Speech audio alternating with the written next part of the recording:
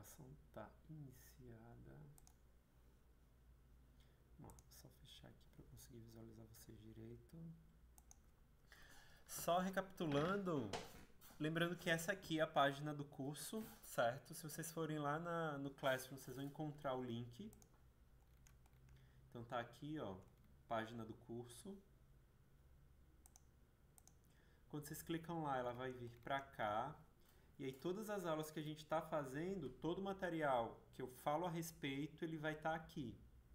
Na última aula a gente teve um problema técnico com o meu computador, por isso que hoje eu permaneci aqui na escola, porque se porventura ele desse algum problema, eu teria outros aqui no laboratório.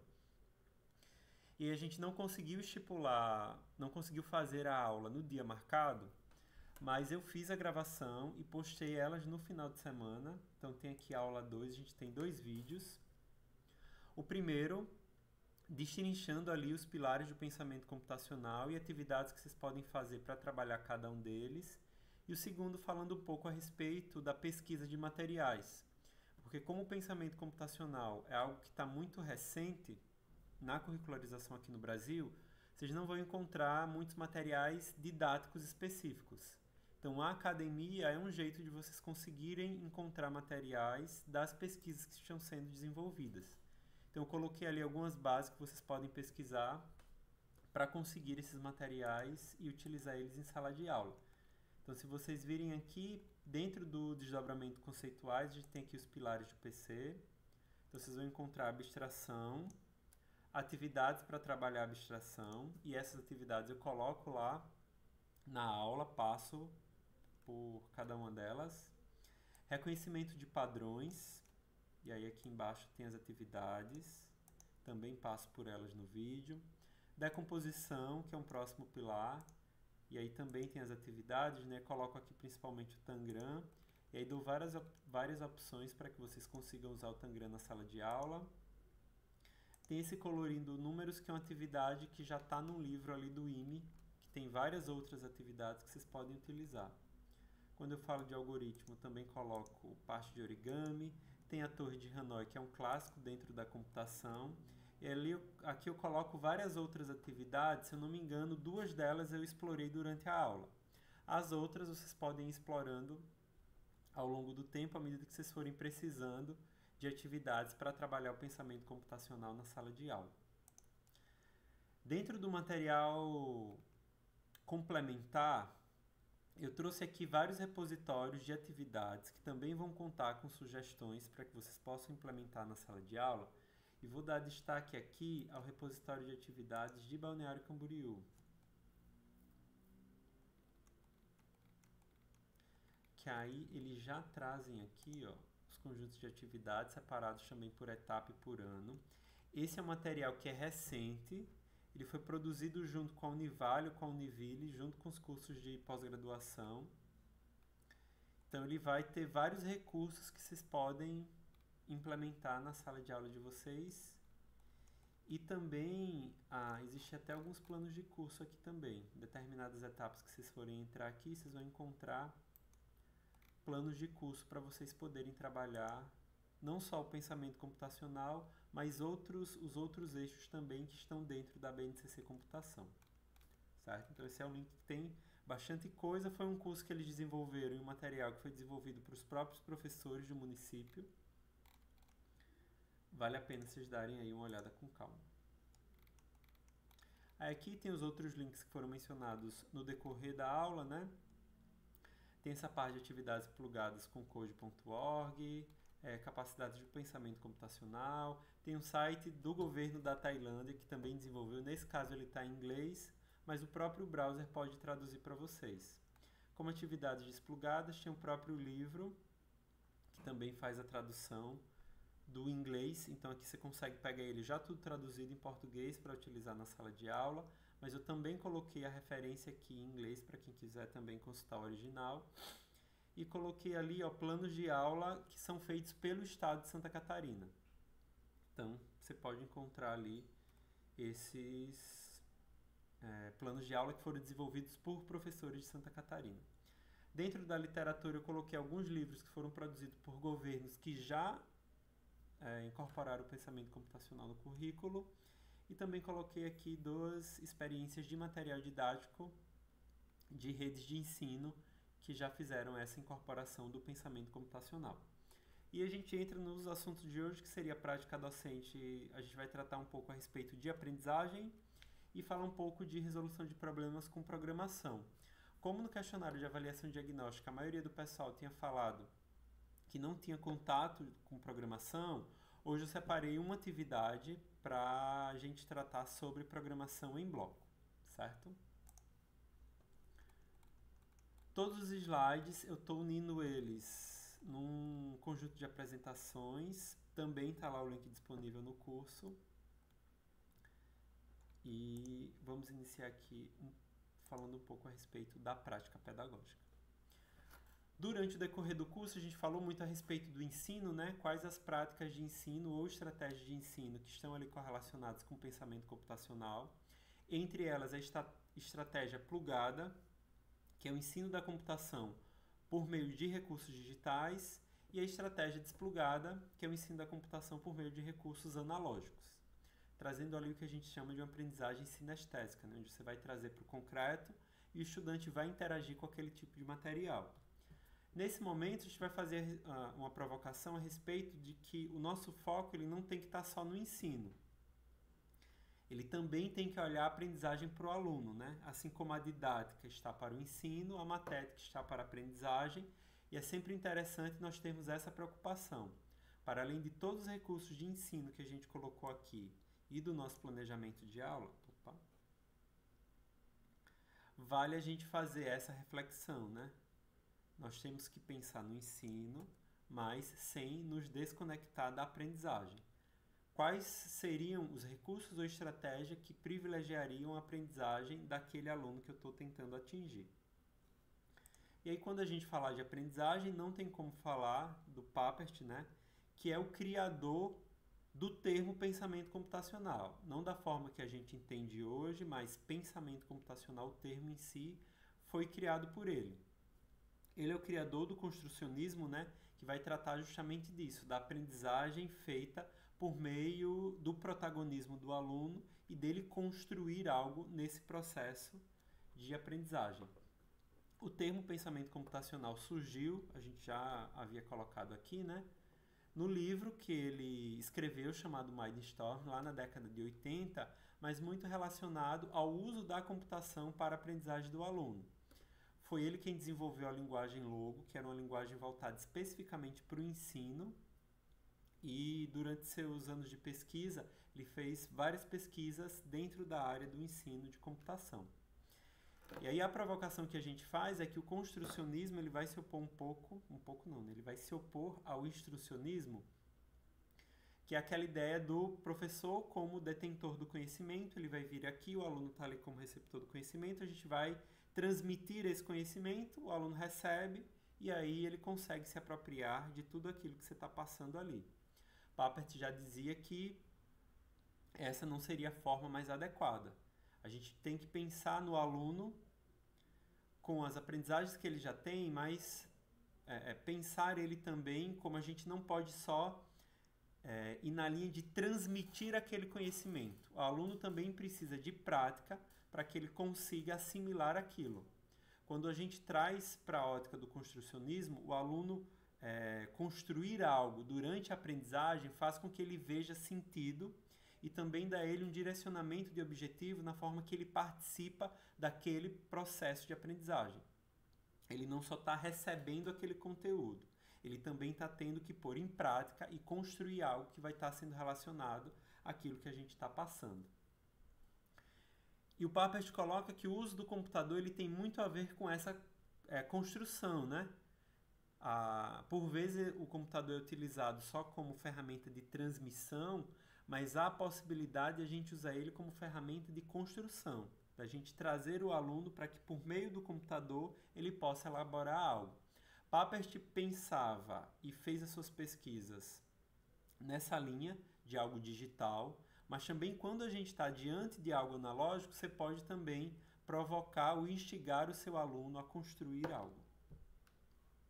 No detalhamento do instrucionismo versus o construcionismo, né, a gente vê ali que na metodologia do instrucionismo, a gente vai ter o estímulo e o reforço de forma mecânica.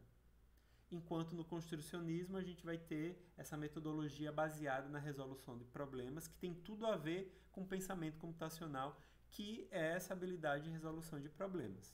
Então, no instrucionismo, o papel do docente vai estar relacionado à transmissão daquele conhecimento, enquanto no construcionismo ele vai estar no papel de mediação. Então, o aluno pode ter um determinado objetivo, ele vai ser instigado, provocado a concluir aquele objetivo e o docente vai participar da mediação do processo até que ele consiga alcançar aquele objetivo. No instrucionismo, o papel de discente vai estar mais como respondente, né? A gente vai tentar passar para ele um determinado conteúdo e no final ele vai responder para a gente averiguar se ele conseguiu ou não se apropriar daquilo. Já no construcionismo, ele vai fazer parte da construção daquele conhecimento. E essa parte do construcionismo, ele tem tudo a ver com a norma do ensino de computação, quando a norma propõe que a gente traga para as séries iniciais algo concreto para que estes alunos possam enxergar aquilo que eles estão tentando aprender. Então, se a gente trazer conceitos e ficar meramente no campo da abstração, fica mais difícil para o aluno visualizar como é que aquilo vai ser na prática, né? Como é que eu aplico aquele conhecimento, como é que eu aplico o pensamento computacional na prática. Então, trazer para o concreto ajuda ele a fazer esta visualização. Indo nessa linha, as metodologias ativas também se conectam bastante quando a gente está tratando disso, né? Visualizar as possibilidades de aprendizagem para o nosso aluno. Na perspectiva de trazer esse aluno como protagonista e o professor se apropriar desse papel de mediador e facilitador desse processo, né? Então, se a gente pensa no pensamento computacional como habilidade de resolução de problema, cabe a gente trazer aos alunos situações em que eles tenham que resolver esses problemas. Por ser uma habilidade, essa parte prática ela é muito importante. Então, para que você consiga resolver problemas, você tem que, invariavelmente, resolver problemas. Esse é o jeito da gente conseguir desenvolver nesse aluno essa habilidade. Então, a gente vai na linha de desenvolver essas novas competências, como iniciativa, criatividade, criticidade, autoavaliação e cooperação. Nesse sentido, dentro das pesquisas que eu fiz, aparecia muito quando a gente estava tratando do pensamento computacional, aprendizagem baseada em problemas. Então, a gente colocar nesse sentido, né, desafios para que os nossos alunos possam resolver. E também aprendizagem baseada em casos. Na computação, isso é comum, acredito que na área da administração também, né? Você tem aquilo que a gente chama de estudo de caso.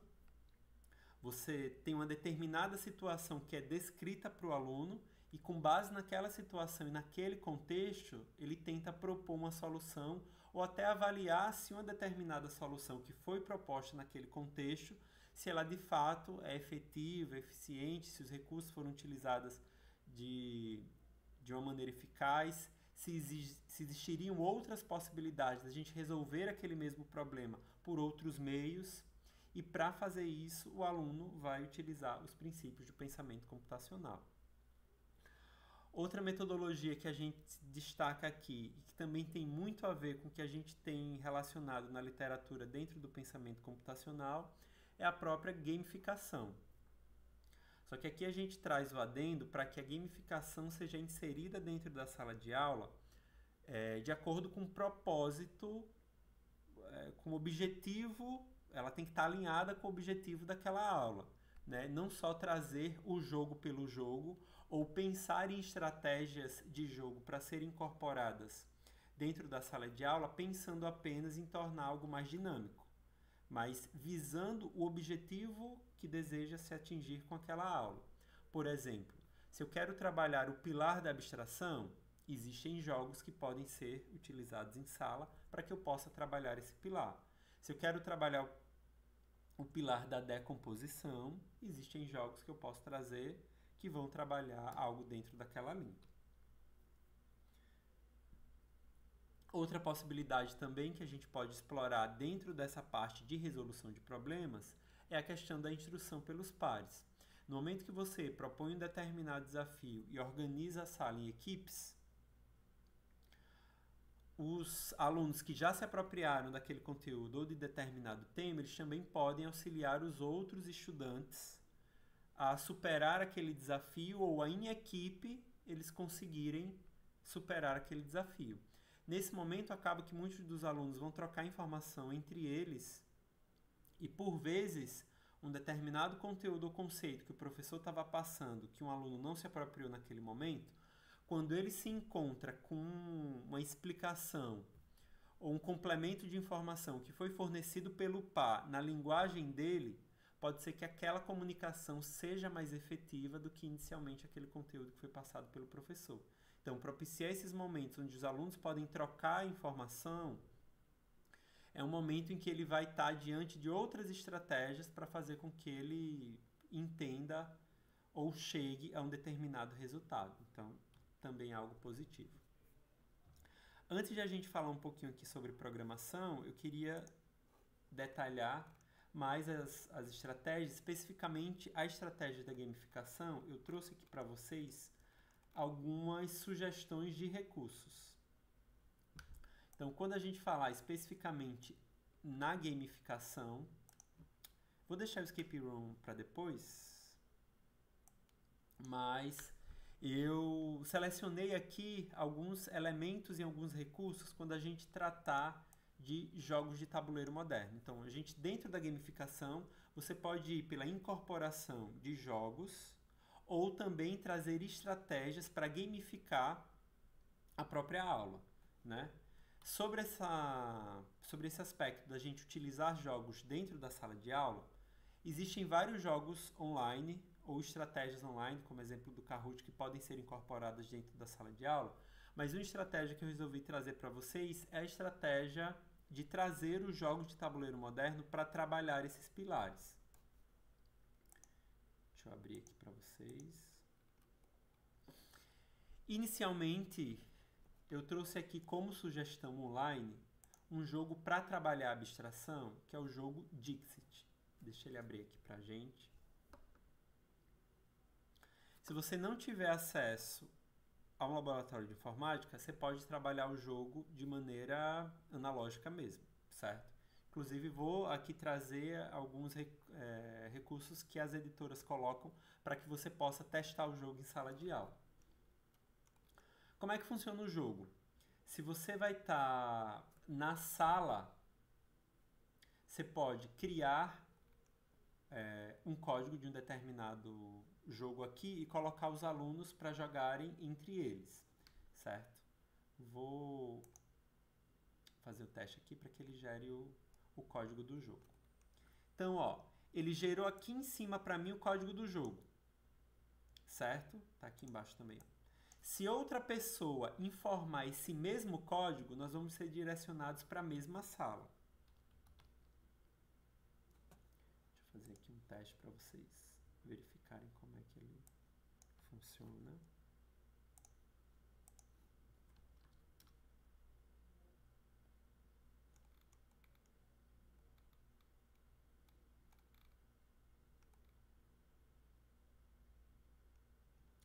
Eu acho que esse aqui ele já reconheceu.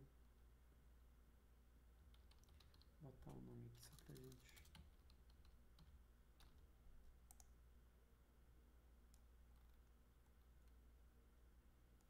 Aí, ó, pediu aqui, ó, em qual jogo você quer entrar. Então, o aluno pode pegar aqui o código que você... Primeira pessoa tentando entrar criou, que pode ser o próprio docente. Eita, que ele já deu um problema aqui no jogo.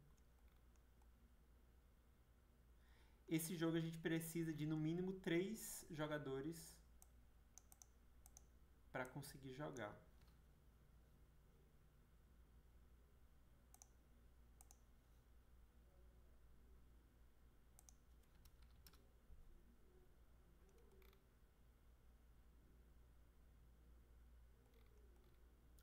Pronto. Não sei se Deixa eu ver se eu consigo abrir outra aba aqui para fazer o teste também. Ele já vai dizer que eu tô logado aqui. Não sei se vocês conseguiriam entrar só para demonstrar aqui o jogo.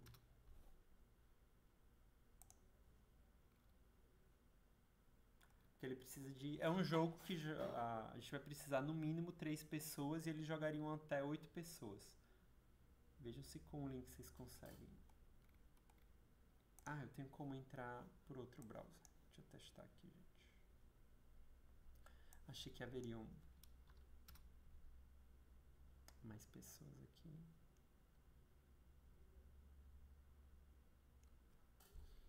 Deixa eu ver se ele deixa.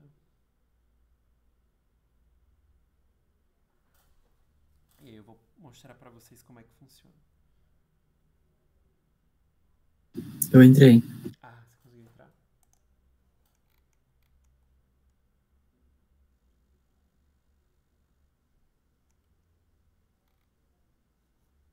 Deixa eu ver lá como é que ficou o meu.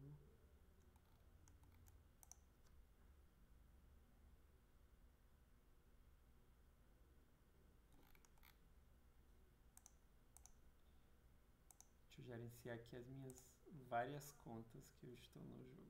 Pronto. Ele vai startar o jogo para todo mundo, certo? E aí como é que funciona esse jogo? O João já está vendo aqui as minhas cartas, né? Mas não tem nada não. Só para a gente exemplificar como é que ele funciona. Então você recebe um conjunto de cartas que são ilustrações e sobre aquela carta você vai revelar uma determinada informação para os outros jogadores, certo? Então essa informação... Deixa eu ver quem é o jogador aqui que está da vez.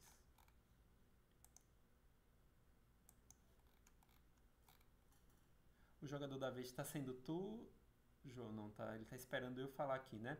Aí eu preciso escolher uma determinada carta da minha mão. Então, vou escolher essa aqui. Sobre essa carta, eu vou revelar alguma informação numa forma de dica. Então, por exemplo...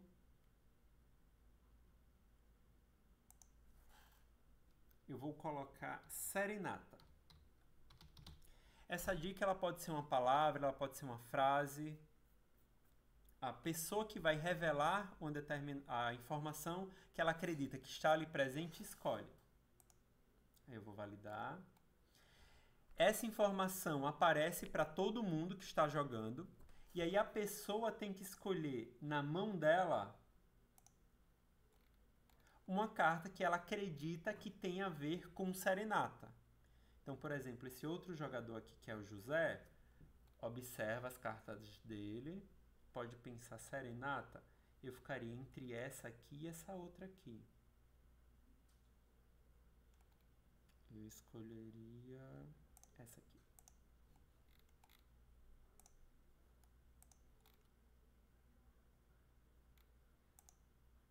Ou essa aqui é melhor.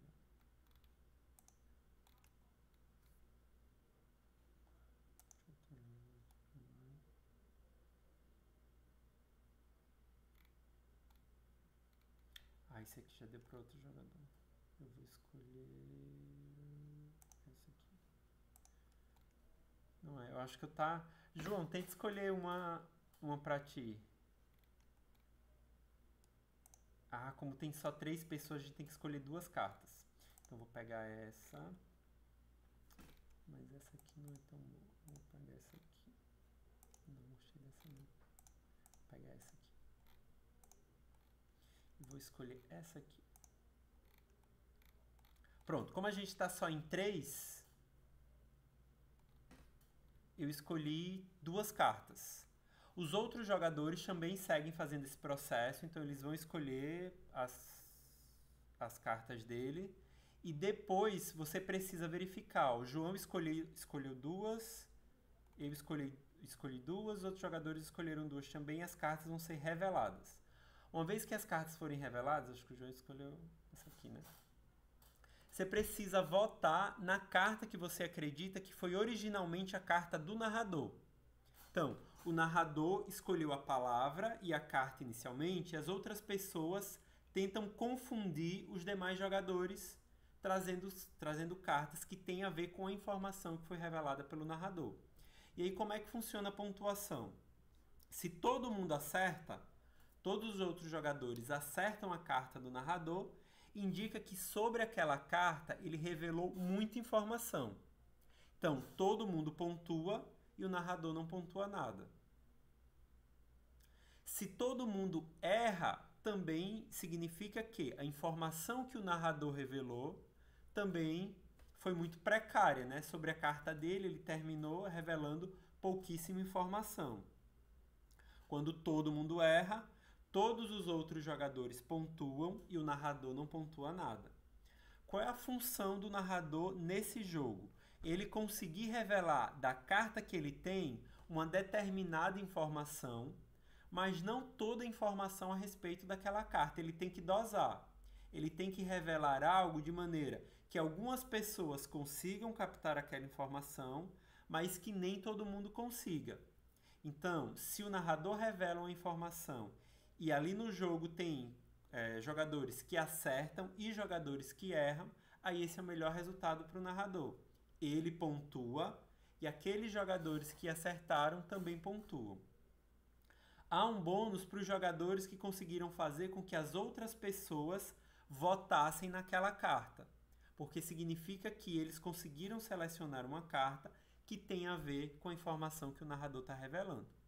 Então, nesse jogo, o narrador tem que trabalhar com a abstração dele, então ele tem que selecionar quais informações da carta que ele deseja revelar ou não revelar.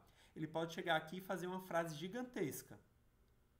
Mas quanto mais óbvia for a carta que ele escolheu, pior para ele. Esse seria um jogo para você poder trabalhar o pilar da abstração. Esse jogo ele também pode ser trabalhado de forma analógica, certo? É uma possibilidade. Deixa eu vir aqui no site da Galápagos.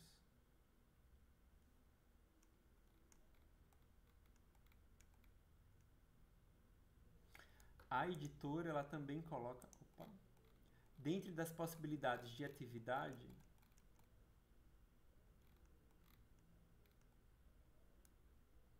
opções, certo? Então você consegue baixar o conjunto de cartas ali desse jogo para você utilizar na sala. Deixa eu só...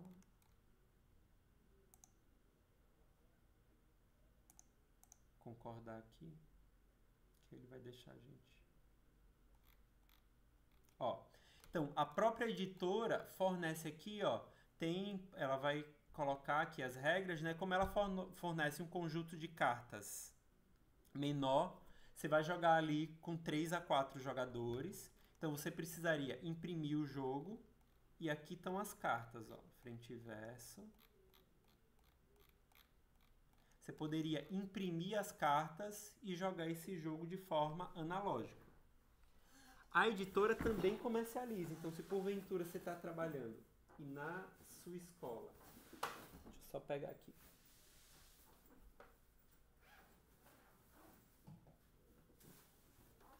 Você tem recurso? Então, existe o jogo aqui também de forma analógica que você pode adquirir para jogar. Então, você pode adquirir o jogo para jogar de forma analógica. Você pode trabalhar com ele pelo site aqui, a depender da quantidade de pessoas, né? No máximo 8 por vez. Então, você pode abrir as salas, chamar os alunos e pode colocar também os próprios alunos para abrirem salas, certo? Esse aqui era o meu usuário? Eu acho que era. Aqui está dando um pouco de confusão porque eu estou no mesmo IP colocando vários usuários para jogar. Então, vai dar alguns probleminhas, né? Mas eles estando em máquinas diferentes, cada um vai conseguir entrar, pegar o código do jogo, selecionar a carta, dar a dica e o jogo vai nesse processo. Ah, professor, não tenho laboratório, nem consigo comprar o jogo pela escola. Você pode usar o demo que a própria editora coloca ali, né? Botou e-mail, concorda. Nesse aqui você vai conseguir um máximo de 4 estudantes jogando ali por vez, mas é uma possibilidade. Você faz a impressão das cartas, corta. Se você quiser, você pode até levar para os próprios alunos ajudarem ali na montagem do jogo, fazer o corte e tudo. E aí depois, uma vez que você tiver com as cartas ali, você pode jogar com os alunos. O primeiro item que está aqui é o manual do jogo, certo? Nesse jogo, o que a gente vai trabalhar? O pilar da abstração. O aluno precisa, diante da carta que ele tem, filtrar as informações para que os outros jogadores, alguns jogadores consigam captar aquilo que ele quer passar da carta dele, mas algo que não seja tão óbvio a ponto de todos os jogadores perceberem aquilo que está sendo colocado ali. Beleza? Aqui eu também coloquei outras opções. Deixa eu pegar aqui mais para baixo.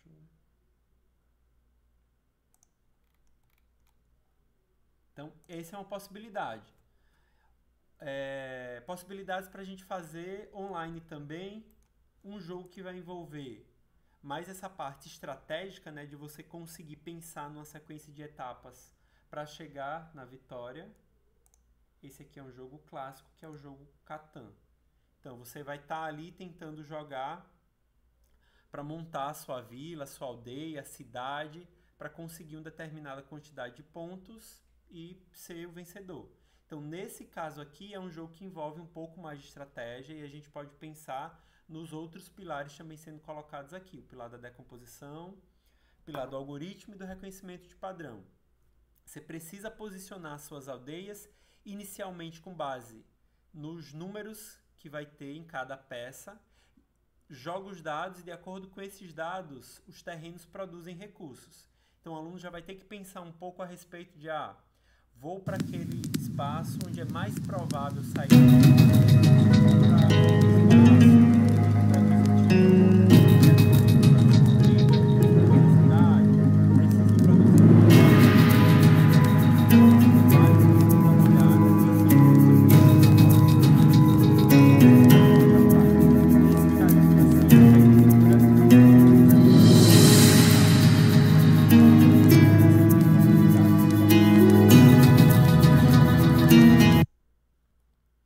Outro jogo que também trabalha essa parte do pensamento estratégico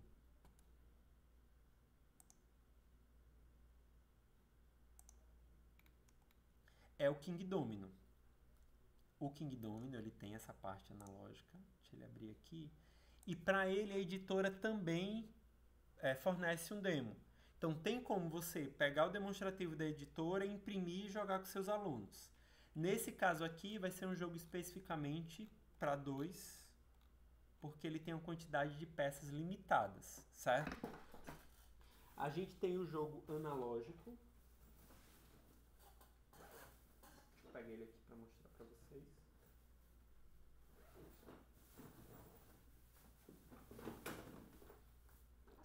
Onde as peças são mais elaboradas, né?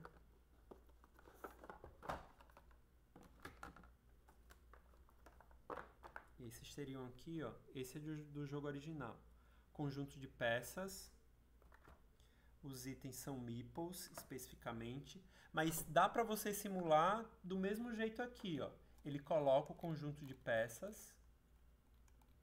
Vocês podem imprimir. Aqui, esses itens aqui, no jogo original, eles são de madeira, mas aqui eles podem funcionar como players.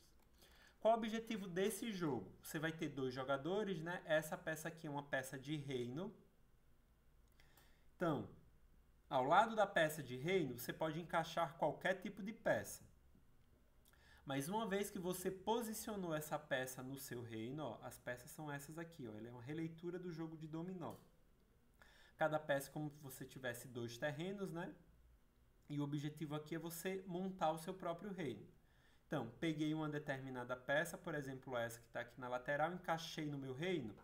A próxima peça que vier, ela precisa ter algum terreno adjacente. Então, se é uma peça de floresta e campo, a próxima peça precisa necessariamente ter uma floresta ou um campo para eu poder anexá-la de forma adjacente.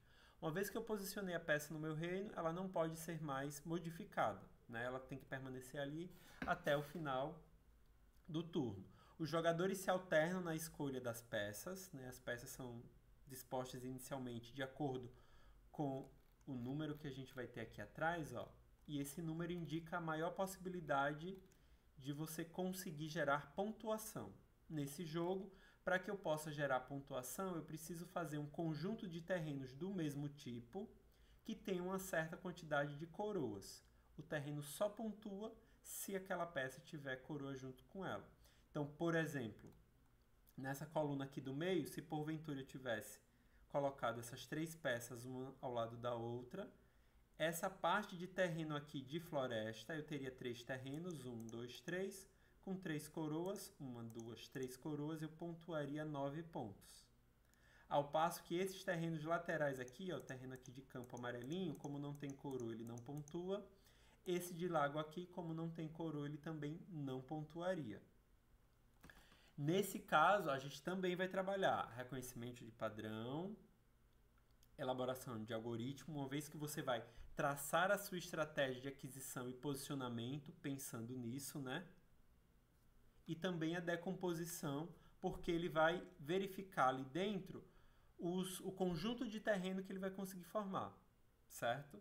Então aqui a gente trabalharia já os outros pilares. Ele precisa ter esse pensamento estratégico das peças que ele vai trazer ali. Ele vai verificar, né, a sequência de jogo, então ele vai ter essa parte de etapas e decomposição de passos que ele vai fazer. E também esse reconhecimento de padrão, porque a formação dos terrenos vai ser dada a partir de peças iguais que serão montadas uma junto com as outras. Lembrando que só vai pontuar os itens que tiverem coroa, certo? Então, dá para fazer essa aquisição do jogo, professor, não consigo adquirir o jogo. A própria editora, né, possibilita que você possa baixar esse demo e aí vocês vão, posso imprimir em um papel cartonado mais durinho, então posso fazer essa impressão, fazer esse recorte e aí, novamente, vocês podem trazer esse recorte até para o momento da aula para o aluno fazer essa joga. Outra possibilidade que vocês têm também, que eu coloquei ali, é o BGA. O que é o BGA? É um conjunto, como se fosse um simulador de jogos de tabuleiro moderno. Só que nesse caso aqui, você já não tem controle sobre com quem os alunos vão jogar, né? Se a gente não paga o plano premium, você vai pedir para jogar, ele vai lhe colocar numa mesa e os alunos vão ser colocados ali com vários outros jogadores que você não tem controle. Essa é a parte ruim daqui. Mas todos esses jogos que foram colocados aqui, ó, vocês podem jogar ele pelo BGA, certo? Coloquei aqui, ó, outras possibilidades de editoras e jogos que são colocados demos e que vocês podem utilizar, certo? Então, o próprio Double, que trabalha com reconhecimento de padrão, o próprio Set, Timeline, o Set que eu falei lá na primeira aula, se você for no vídeo da aula, ó, a própria editora possibilita um demo. Esse demo aqui, ele vem numa complexidade inferior do que se você tivesse todas as cartas ali do jogo em si, né? Mas também dá para você trabalhar reconhecimento de padrão. Nesse caso aqui, posso ir lá, cortar, distribuir para os alunos. O ideal é que você faça isso num papel que seja um pouquinho mais grosso, né? No papel de A4 comum fica mais difícil para eles conseguirem jogar, mas ainda assim daria. Mas o ideal é que você tivesse aqui um papel de uma gramatura maior para que ele conseguisse jogar de fato, né? Timeline aqui também é um jogo disponibilizado pela editora, é um jogo que trabalha para ele conseguir imaginar sequência de eventos, né? A gente tem aqui, ó, a invenção do dado, o início da construção. O jogador recebe essa carta. No verso da carta está o ano em que foi realizado cada uma dessas coisas. Então, peguei a carta, não visualizo o ano e o objetivo desse jogo é que ele possa montar uma timeline. É um jogo cooperativo, todo mundo contra o jogo, né? Tentando fazer o maior número de acertos possíveis. E aí, nesse caso, os alunos podem discutir, não, acho que isso aqui veio antes, não, acho que aquilo ali veio antes, mas por que você acha que veio antes? Não, veio antes porque eu imagino que veio tal coisa. Não, veio antes porque, sei lá, para ele jogar basquete, a bola tem que ter vindo antes. Então, nessa discussão, eles precisam filtrar as informações que são importantes e aí fazer essa timeline de eventos para que eles cheguem ali na maior quantidade de acertos possíveis. Tem mais algum jogo? Outra coisa que eu queria colocar é que também as próprias editoras, ó, no link aqui, editoras, ela tem materiais específicos para que vocês possam utilizar esses jogos na sala de aula. Então, por exemplo, a própria Paper Games aqui, ó.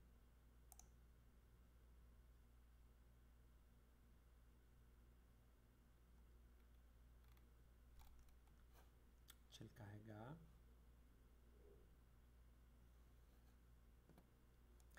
Ela traz pra gente, ó, o tipo de jogo, a idade, o tempo de partida previsto. Muito cuidado nesse tempo de partida que geralmente demora mais. E competências da BNCC que estão relacionadas a vocês utilizarem aquele jogo na sala de aula. Então, vou trazer pensamento crítico, né? Que tem a ver com essa parte também dele utilizar o raciocínio, identificar quais elementos estão internamente relacionados a um determinado problema. Tudo isso tem a ver. Então, com base nisso aqui, vocês podem decidir quais jogos são mais apropriados para vocês trazerem para a sala de aula. A editora Devi também tem um material, BNCC Jogos de Tabuleiro de Mesa, que vai trazer algo similar ali, mas um pouco mais detalhado, né? Então, ó, quero trabalhar o raciocínio lógico. Que jogo seria interessante para eu trabalhar isso em sala de aula? Outra observação que eu vou fazer aqui, claro que tipo, aquele jogo está ali sendo colocado no raciocínio lógico, mas não significa que apenas ele trabalha o raciocínio lógico, né? Vários outros jogos podem trabalhar aquilo ali em menor e maior grau, e no material da editora vai estar descrito para vocês.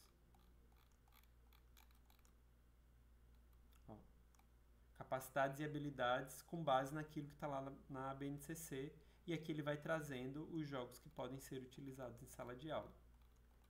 São materiais que são disponibilizados pela própria editora, então vale a pena dar uma conferida e ver o que é que você consegue trazer ali, certo? Só voltar para cá. Todo esse material está sendo colocado aqui, ó, jogos de tabuleiro modernos, vocês vão entrando lá e vai ter todos esses demonstrativos que podem ser utilizados em sala de aula.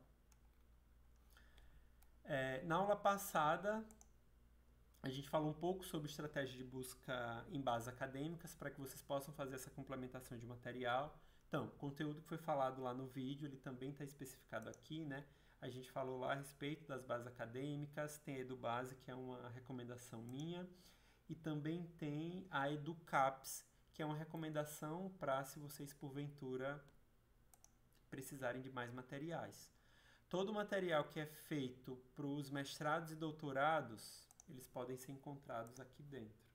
Vou botar aqui só para vocês verem. Isso aqui também está comentado lá no vídeo, certo? Então, ó, pesquisei por pensamento computacional, virão vários materiais que vocês podem utilizar em sala de aula e até sugestão, né? Tem vídeos especificamente sobre o conteúdo em si, mas se vocês vierem aqui na lateral, ó, aula digital, apresentação, curso, ferramenta, imagem, livros.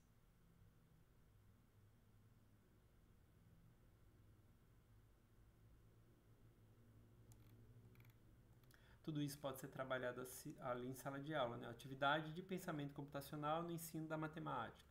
Então, vários materiais aqui para incorporação do pensamento computacional também estarão disponíveis ali e é válido vocês darem uma olhada.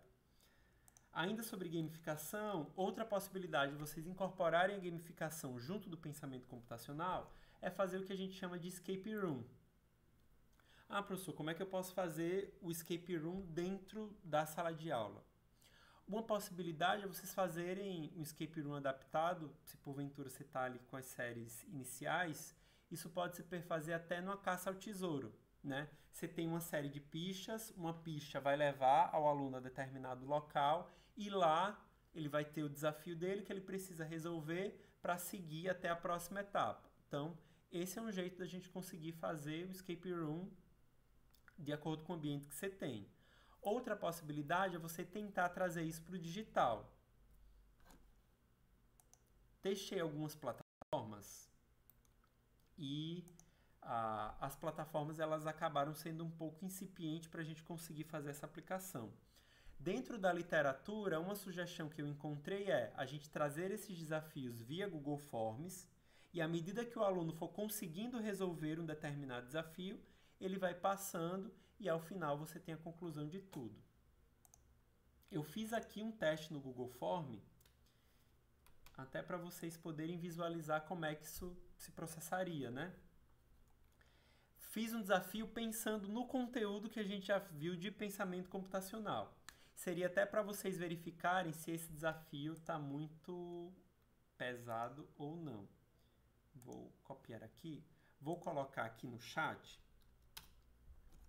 Cola para mim. Essa é uma sugestão para vocês terem ideia de possíveis desafios para vocês usarem em sala de aula. Com base no conteúdo de pensamento computacional que a gente já viu, eu propus aqui um determinado desafio. O desafio é o seguinte, ó. Todo o armazenamento do computador é feito por meio de um conjunto de zeros e uns, utilizando o que a gente chama de linguagem binária. Então, no final de tudo que a gente tem no computador se torna 0 e 1. Na máquina, que é o computador, cada espaço de memória pode estar magnetizado ou não magnetizado, representando respectivamente o 1 e o 0. Então, o magnetizado é 1, o não magnetizado é 0. Em analogia a uma lâmpada, quando conectada à corrente elétrica, ela estaria acesa, representando o número 1. Então, numa analogia numa lâmpada, quando ela estiver acesa, aquela representação seria a representação 1. Caso não houvesse conexão e a corrente não pudesse passar, a lâmpada estaria apagada, representando o número 0. Com base na sequência de atividades abaixo, informe o código numérico para escapar desta sala. O que é que a gente estaria pensando nesse caso? As atividades elas podem ser classificadas em dois tipos, plugadas e desplugadas. Com base nos tipos de atividades que a gente tem aqui, e essa analogia ali, com binário, plugado ou desplugado, vocês conseguem imaginar alguma relação que a gente teria aqui? A atividade 1 seria plugada ou desplugada. Que número ela poderia representar na sequência numérica, que seria a solução deste desafio?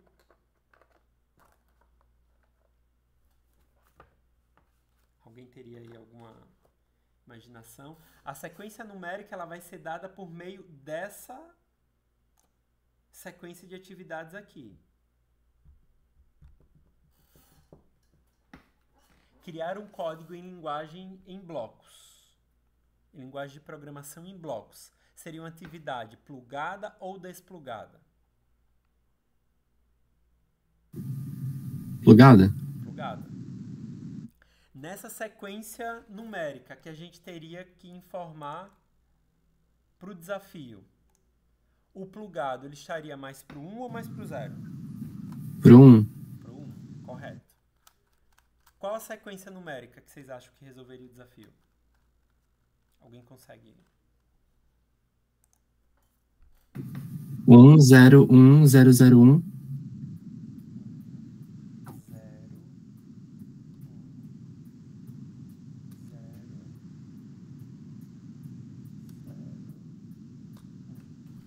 1, correto. E aí, esse é um jeito da gente tentar implementar o escape room se porventura você não tem a estrutura na escola, por exemplo, para ter salas diferentes, colar o desafio na parede, algo desse gênero. Então, é uma possibilidade você trazer essa sequência de desafios. Você só precisa imaginar ali, ó, quais os desafios que vão estar relacionados ao conteúdo que você quer passar. Então, essa é uma forma da gente trabalhar a resolução de problema aliado a algum conteúdo da própria sala de aula ali, ó. Para resolver esse desafio, você deve lembrar dos pilares do pensamento computacional.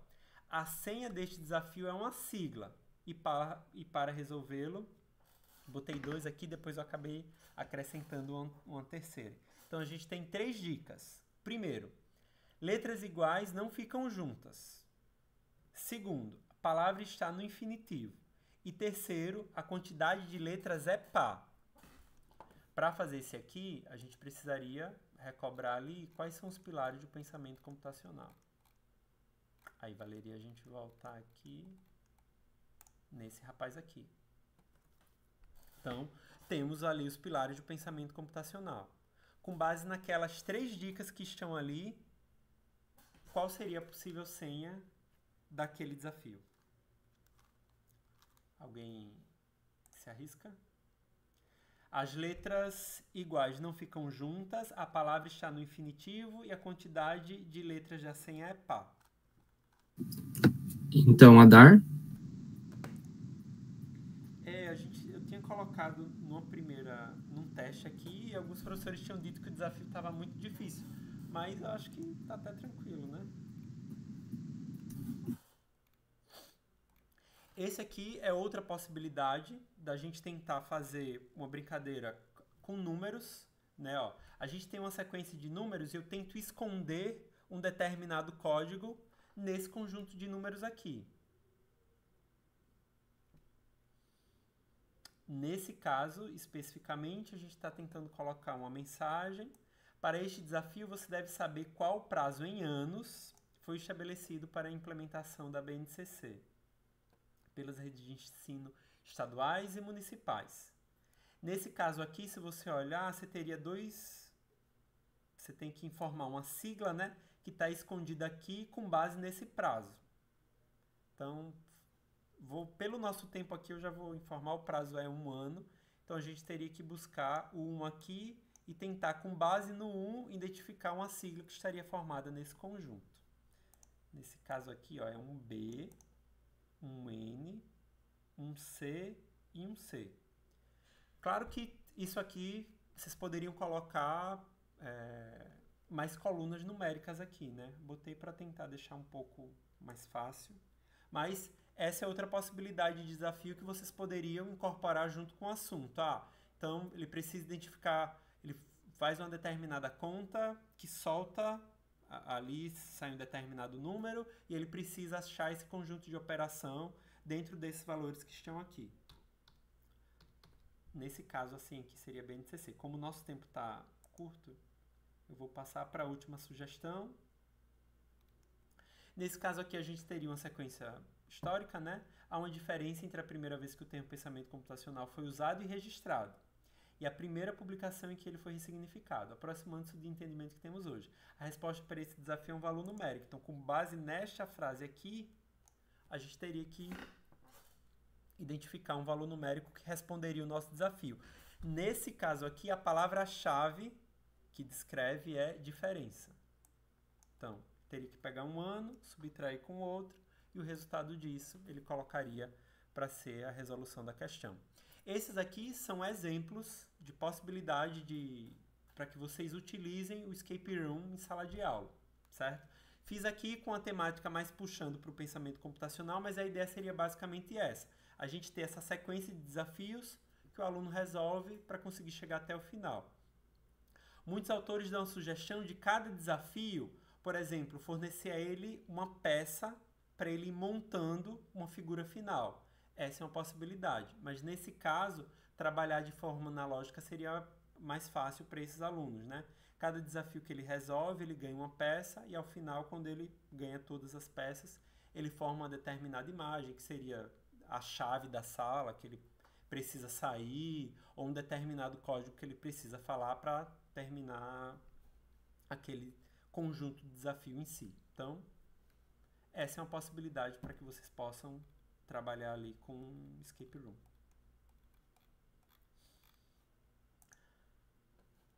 Passando aqui a respeito de possibilidades com estratégia de gamificação, a gente seguiria aqui, eu só tenho 30 minutos, eu vou passar um pouco mais rápido, sobre o uso de programação na sala de aula. Dentro do nosso material, eu coloquei alguns materiais que tratam a respeito de Python,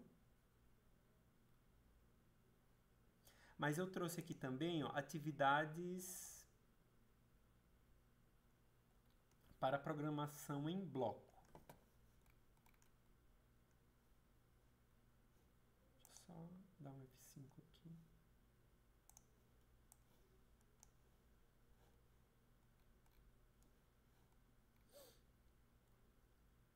A programação em bloco, ela vai usar esses conceitos de programação, mas de uma forma mais simples para o aluno se apropriar, né? Ele não vai precisar pensar em uma linguagem nova. Ó, tá aqui, ó, no item atividades de programação. A gente tem aqui 3 atividades. A primeira delas é a hora do código. A hora do código ela vai utilizar características da programação em bloco para que o aluno possa resolver determinados desafios. Se vocês, depois com calma, você pode dar o play no vídeo, ela vai explicar como é que funciona. Existem aqui um conjunto de desafios, eles se processam de forma gradativa e a cada momento, ó, você vai tendo o auxílio aqui. Para quem é da época dos anos 90, né, quando você abria aplicativo de escritório, você tinha lá o item do Word que ele ia dando as dicas para você de como é que funciona. Os exercícios, nesse caso, eles estão pensados de forma gradativa para que o estudante possa ir utilizando aquilo que ele aprendeu no passo anterior para chegar no passo seguinte. Então, por exemplo, o objetivo das atividades, ele inicia aqui com o personagem do Angry Birds, mas nas fases finais entram outros personagens, como zumbi e tal, para trazer essa parte lúdica, né? Mas o que é que ele precisa aqui? A gente tem os blocos de programação que estão em linguagem natural, próprio português. Então, o aluno vai se utilizar desse bloco para montar a sequência de etapas para um determinado objetivo. Então, ó, o Angry Bird está aqui em cima, ele está comentando. Consegue ajudar-me a apanhar o porquinho malvado? Empilhe alguns blocos, mover para frente, e depois clica no executar aqui para me ajudar a chegar até eles. Então, a gente precisa mover os blocos para fazer o passarinho chegar até o porco. Então, quando executar, avance. Se eu clicar só no executar aqui, ele já vai dar um demonstrativo que é que acontece.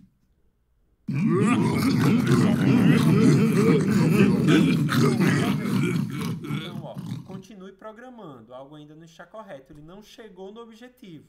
Então, para chegar no objetivo, o que é que ele precisaria? Avançar mais uma vez. Então, eu posso pegar o bloco aqui do avançar, trazer aqui para baixo.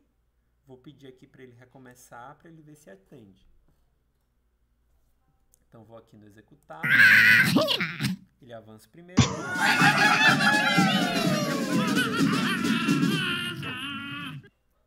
Esse aqui é o primeiro estágio. Ele vai conseguir entender ali como é que funciona. E aí, a cada estágio, a gente vai incorporando outras estruturas. Então,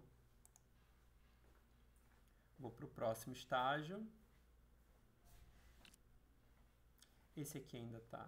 Vou para o 3. O 3, o 5 e o 9 são estágios interessantes. Nesse caso ali, o aluno já vai ter que ter a percepção que ele vai colocar ele para avançar e só avançar já não vai ser o suficiente. Ele vai precisar virar. Então, o passarinho está indo. Quando ele chegar naquele determinado ponto, ele precisa virar. Então, ele vai precisar avançar, avançar, depois ele vai virar.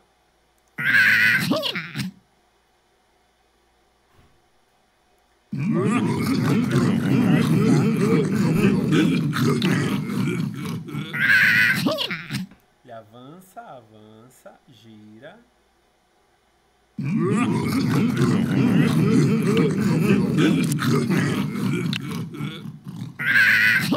Avança, avança, gira e depois avança.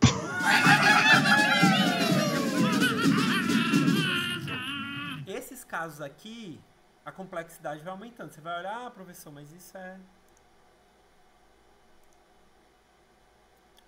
O 11 aqui já começava, já tinha várias estruturas. Ó, ele já vai trazendo para você, ó, ok, uma última vez para praticar, consegue resolver este usando apenas 4 blocos. Então, se a gente for utilizar apenas 4 blocos, certas coisas ele já não vai poder repetir tanto. E aí já entra o que ele já passou aqui pelos anteriores, que é utilizar estrutura de repetição. Então, ele avança.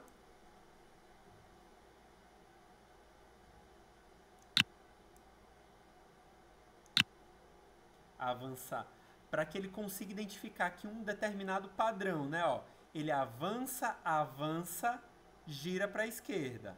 Avança, avança, gira para a esquerda. Depois ele avança, avança até conseguir chegar lá.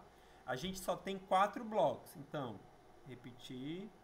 Ele avança, avança. Opa, gira para a esquerda.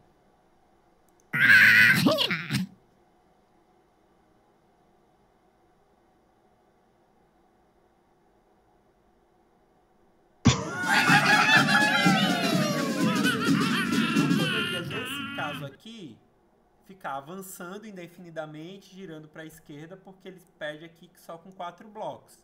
Então, nesse caso, ele ia ter que visualizar, definir o objetivo dele, fragmentar aquele objetivo em partes menores, e nesse caso a gente teria que visualizar que aqui a gente tem um padrão. Para resolver esse caminho aqui, ó, eu sempre avanço, avanço, viro, avanço, avanço, viro, avanço, avanço, cheguei onde eu queria. Então, nesse caso aqui, a gente tem os pilares do algoritmo sendo trabalhado, a decomposição, o reconhecimento de padrão e a abstração. A informação que ele me traz aqui, que é a mais importante, é a resolução precisa ser necessariamente 4 blocos. E aí, vai aumentando. Se porventura você for trabalhar em sala de aula, é interessante que você passe ali pelos conjuntos para você ter esse domínio ali, né? Porque outras estruturas vão sendo colocadas para que depois você trabalhe isso com os alunos. Pode falar, Edilson. Edilson ia comentar algo?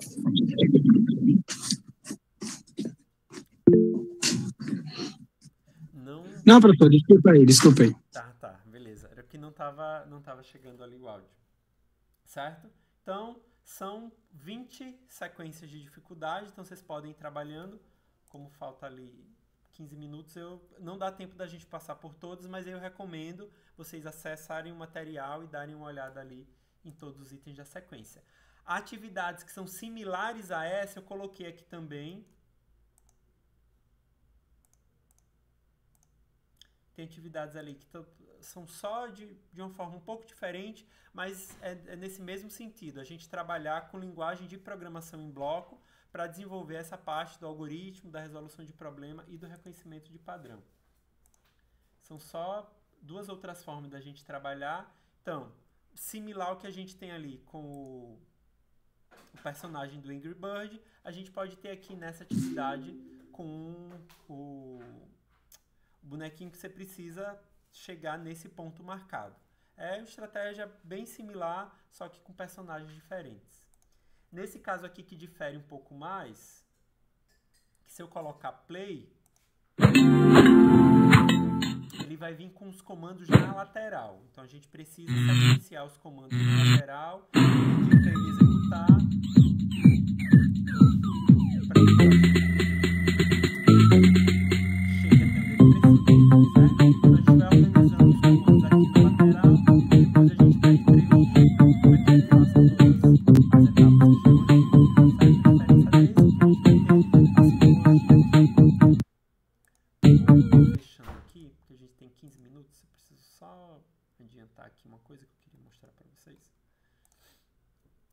Outra forma também que eu queria ressaltar para vocês trazerem o pensamento computacional para a gente de sala de aula é por meio das competições que a gente já tem, né? A gente tem várias Olimpíadas e essas Olimpíadas geralmente estão orientadas a você ter um determinado desafio que você precisa resolver para você chegar ali no êxito, né? Na maior quantidade de questões que você precisa ter e tal. Eu trouxe aqui algumas competições. Aqui tem outras plataformas que vocês podem testar também, tem a parte do code.org. Essa linguagem em bloco que a gente está utilizando, ela é muito similar ao Scratch. Então, entrando na própria plataforma do Scratch, lá dentro tem alguns desafios que você pode utilizar resolvendo a própria plataforma. Tem o Dr. Scratch, que você faz a construção do código e ele valida, diz se aquele código está certo ou errado para aquele desafio específico. Então, essas plataformas iniciais foram só exemplos, existem outras, elas estão listadas aqui. O Grasshopper é uma plataforma desenvolvida pelo Google, mas ele já exige um pouco mais de conhecimento de programação para vocês poderem utilizar ela, certo? A respeito das Olimpíadas, que são formas de vocês também conseguirem incorporar o pensamento computacional no dia a dia dos alunos, eu trouxe aqui alguns exemplos, né? Tem o desafio de Bebras, que é uma competição internacional a respeito do pensamento computacional, ela é focada nisso. Para participar da competição, a escola precisa estar inscrita e essa competição especificamente, ela cobra um valor de inscrição, certo? Mas assim, professor, quero trabalhar os desafios que são trabalhados nessa competição na minha escola. Todas as provas estão lá, são gratuitas, você pode baixar e aplicar os desafios que ela tem dentro de sala de aula mesmo. Eu até trouxe alguns desafios para exemplificar, né? Os desafios, eles vão desde o terceiro ano do ensino fundamental até o terceiro ano do ensino médio. E aí, a dificuldade dos desafios, ele está proporcional à complexidade de cada uma das séries. Então, se você pegar um desafio do terceiro ano, ele vai ser, obviamente, mais complexo do que o desafio do terceiro ano do ensino fundamental. Por exemplo, aqui, ó. Esse é um desafio das séries iniciais. Paty tem uma pilha de 6 camisas limpas sobre sua cama e vai guardá-la nas 4 gavetas do móvel. Ela pega uma camisa por vez do topo da pilha e vai guardando em uma gaveta. Ela começa colocando a primeira camisa da pilha na gaveta 1. Depois, coloca a segunda camisa da pilha na gaveta 2 e assim por diante. Após colocar uma camisa na gaveta 4, ela volta a usar a gaveta 1. E a pergunta que está ali para a tarefa é: em qual gaveta ele irá colocar a última camisa? Então, basta que o aluno consiga identificar, né? Ó, tem 6 camisetas. Vou colocando a primeira, a segunda, a terceira, a quarta. Depois eu vou ter que voltar para a primeira, coloco na primeira e depois na segunda gaveta, né? Então, quanto mais inicial a série que vocês pegarem daquele desafio, as questões estarão menos complexas. À medida que vocês vão subindo ali, né, nas etapas, ó, já está aqui marcado a gaveta 2, então esse desafio vai ficando um pouco mais complexo. Ó, esse aqui é um tranquilo também. No último curso o professor disse, mas se eu colocar esse desafio para os meus alunos, eles não iam conseguir fazer. Se professor, você tem que ir de acordo com o nível de dificuldade. É por isso que eu estou frisando tanto. Tem desde a terceira série até o terceiro ano do ensino médio. Então, é necessário fazer essa calibração, certo? Vou deixar aqui a apresentação porque meu tempo está se esgotando. Outra competição que a gente tem, essa aqui já você não precisa pagar para se inscrever, que está lá também, é a Olimpíada Brasileira de Raciocínio Lógico. Então, para o estudante do 4º ano do ensino fundamental até a terceira série do ensino médio, a gente vai encontrar ali questões que vão envolver diretamente o raciocínio lógico, que está também diretamente relacionado com o pensamento computacional. Então, se porventura eu decido ou fazer esse treinamento dos alunos, fazendo a resolução de exercício, ou trazer a competição para a minha escola, também é um jeito de vocês trabalharem o pensamento computacional. Em um laboratório de pesquisas avançadas que fica dentro de um submarino, cientistas enfrentaram um desafio intrigante: calcular o produto dos números das faces de um cubo especial que compartilham uma mesma areia com a face de número 3. Com a pressão do oceano ao redor e a complexidade da tarefa, a equipe mergulha em um mar de incógnitas, buscando desvendar os segredos matemáticos e geométricos desse enigma submarino. Cada cálculo é uma nova descoberta, e com dedicação e determinação eles se lançam ao desafio para decifrar o intrincado quebra-cabeça numérico nas profundezas do oceano. Então, basicamente, aqui ele teria que calcular o produto dos números das faces de um cubo especial que compartilham a aresta com a face número 3. Então, aqui eu tenho a aresta do número 3, quais são as faces que vão compartilhar com ele? Então, vou fazer este produto e depois a gente chega aqui no número 60, né? Então, nesse caso, o aluno já vai ter que ter um conhecimento ali a respeito de geometria, né, do cubo, as faces, qual face vai tocar em qual. Quando ele tentar fazer essa montagem, né, eu tenho a 6, tenho a 1, mas quando eu fizer a montagem do cubo, a 2 também vai tocar. certo? Então, preciso estar atento ali. Tem o 6 tocou, o 1 tocou, o 5 tocou. Desse produto, a gente teria como resultado ali o 60, certo? Então, são esse tipo de questão, tem outras. Eu só queria mostrar mais uma competição aqui antes de eu passar o formulário e liberar vocês. Vou deixar aqui na apresentação, já tem o exemplo das questões. Lá no material também tem o link da questão para que vocês possam clicar e entrar e explorar, né? As provas anteriores estão todas lá. A última competição que eu queria ressaltar é a Olimpíada Brasileira de Programação. Nas séries finais do ensino médio, a gente tem ali a parte de programação em si, onde seria interessante que o aluno conhecesse Python ou alguma outra linguagem para que ele pudesse programar. Mas nas séries do ensino fundamental, a gente tem uma Olimpíada basicamente que trata dessa parte do raciocínio lógico do aluno para ele conseguir resolver uma determinada tarefa, né? Esse aqui é um exemplo de questão. O reino de Retônia é dividido em 8 províncias, mostradas no mapas abaixo. Qual o número mínimo de cores que são necessários para colorir cada província com uma cor diferente, de modo que 2 províncias vizinhas não tenham a mesma cor? Então, esse é um exemplo de questão que está dentro da OBI. Por vezes, o nome, né, Olimpíada Brasileira de Informática, quando você olha, acha que nas séries iniciais o aluno já precisa saber programar, mas não é isso que ocorre. Nas séries iniciais, a gente vai tratar aqui basicamente com o raciocínio lógico do aluno para ele resolver desafios.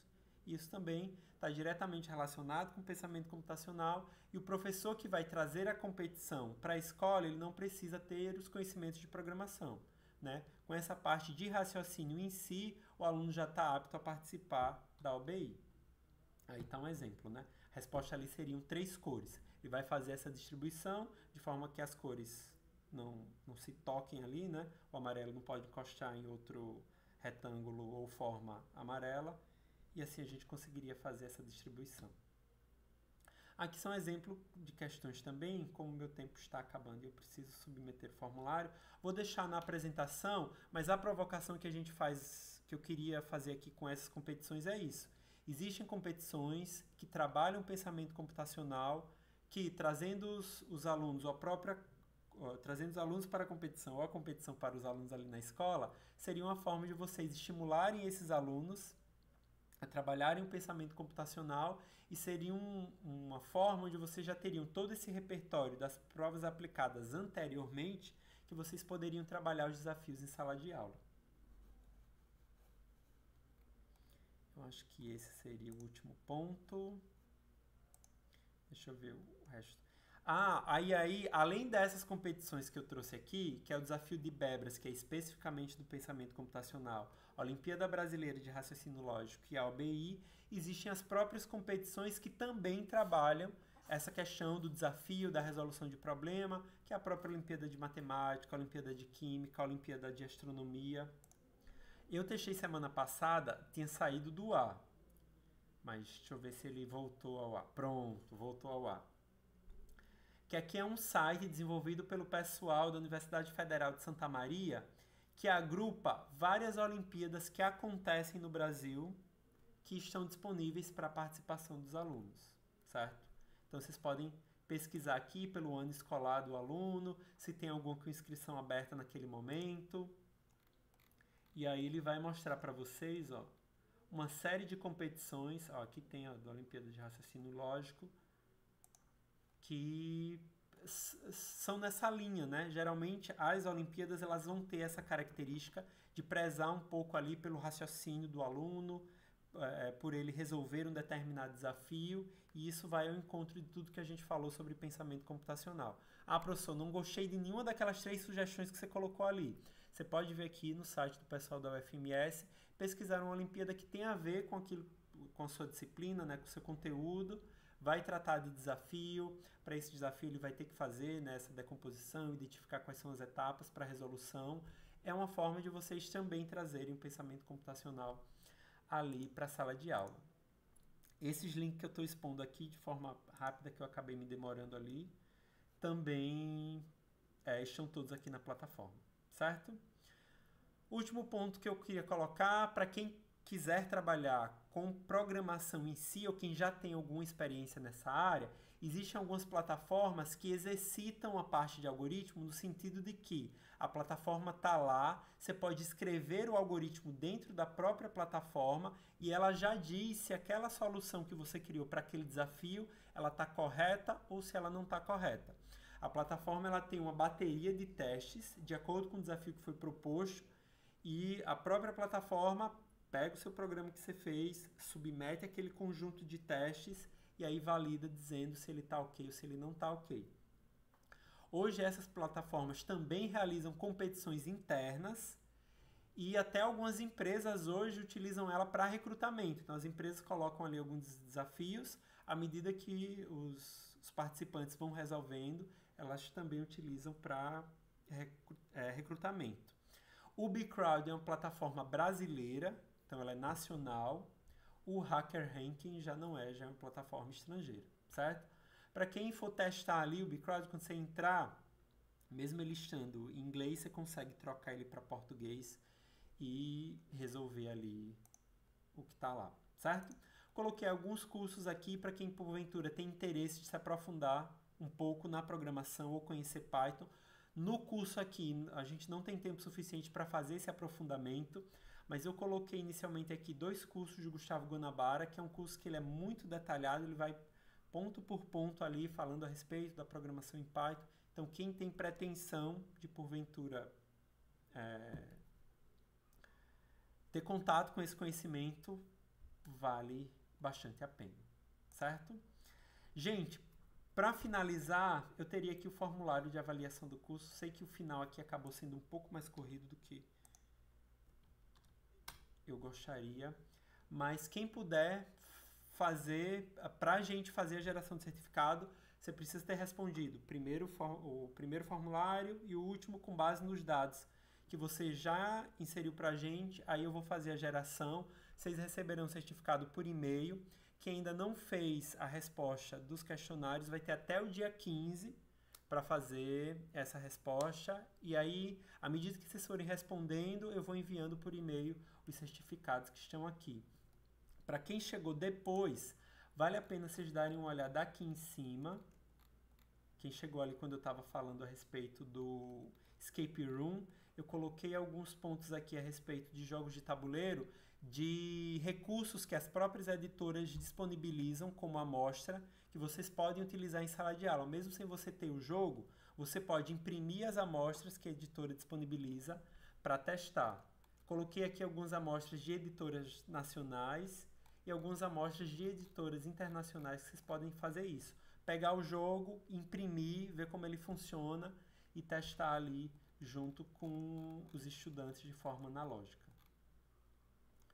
Estou tentando só achar aqui para passar. Esse aqui da Blue Origin.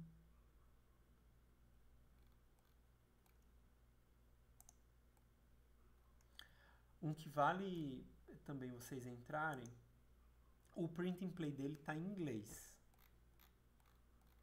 Mas você pode adaptar aqui o jogo para fazer com qualquer linguagem, certo? Esse é um jogo que você forma uma matriz. Então, tem linhas e colunas. Cada linha ela vai receber uma letra, cada coluna ela vai receber um número. Esse é um jogo cooperativo dos alunos, dos estudantes contra o jogo. Então, o objetivo deles é fazer o maior número de acertos possíveis. Então, cada coluna ela recebe aqui uma palavra, né? E cada linha também recebe uma palavra. Então, uma posição, que é uma coluna com a linha, ela vai ter duas palavras associadas. Uma palavra que está na linha e outra palavra que está na coluna. O jogador ele recebe, né, uma ficha dessa aqui de posição e ele tem que, com uma dica de uma única palavra, ele fazer com que o grupo acerte aquela posição. Cada acerto entra na matriz e conta como um ponto para aquela equipe. As equipes terão 5 minutos e eles tentam ali fazer, no mínimo de tempo possível, a maior quantidade de acerto, né? No máximo, eles têm 5 minutos. Cada acerto contabiliza o ponto, cada erro de cartinha que é descartada não entra na matriz deles. Esse aqui é o jogo base, fornecido pela editora, tá em inglês, então porventura o professor de inglês já pode usar na sala de aula, mas para quem não for trabalhar com inglês, pode trazer aqui conceitos da própria aula ou elementos em geral para trabalhar só o pilar da abstração, né? Ele escolher dentro daquela coluna que liga duas palavras, o que é que ele vai revelar para que os demais consigam acertar e ele posicionar a carta ali no meio. Eu vou colocar ali também alguns vídeos de explicação, que aí fica mais fácil de vocês visualizarem com alguém jogando o jogo, certo? Mas vale a pena dar essa olhada ali. Sei que é um pouco corrido, por vezes não dá para você visualizar o jogo inteiro só com esse pedaço da aplicação, mas assistindo ali o vídeo é interessante. A editora já disponibiliza o material, você pode imprimir, utilizar na sala de aula. E aí, se você gostar, se porventura surgir esse recurso da escola, você pode ali comprar o original, que vai dar mais possibilidades, né? Mas a estratégia em si do jogo você consegue ter noção e aplicar em sala de aula sem necessariamente precisar comprar aquele jogo, utilizando o material aqui que a editora disponibiliza. Beleza? Gente, chegou no meu horário, 21 horas. Então, para esse encontro seria isso. Eu vou liberar se alguém tiver alguma pergunta, alguma sugestão. Dentro do questionário, vou pedir para que vocês respondam. Lá no final tem uma parte que vocês podem colocar itens de melhoria para o curso. Então, respondendo lá para a próxima turma, a gente já está... Cada turma que a gente faz, eu ajusto de acordo com a sugestão que o pessoal colocou ali, com o objetivo de tentar deixar o curso melhor e mais redondo nessa tentativa, né, de incorporação do pensamento computacional.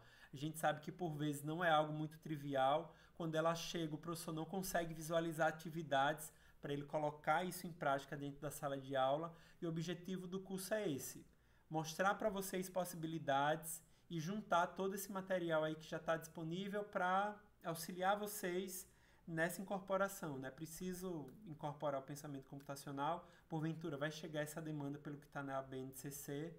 A ideia é que vocês, pelo curso aqui, já possam visualizar ali algumas possibilidades. Não, a abstração eu já consigo trabalhar dessa forma, o reconhecimento de padrão eu consigo trabalhar daquela forma, o algoritmo tem aquela aplicação ali que o professor mostrou, dá para trabalhar com eles. Esse seria o nosso objetivo.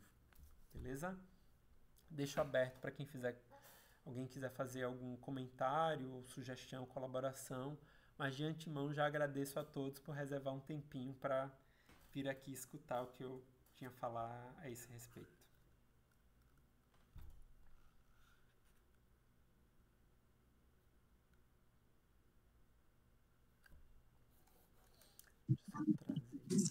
Só apenas agradecer, professor. Excelente exposição.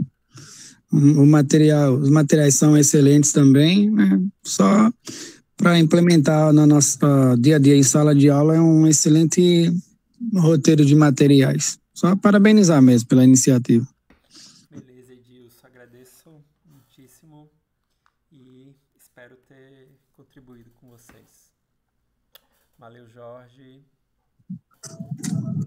Boa noite a todos. Boa noite, valeu.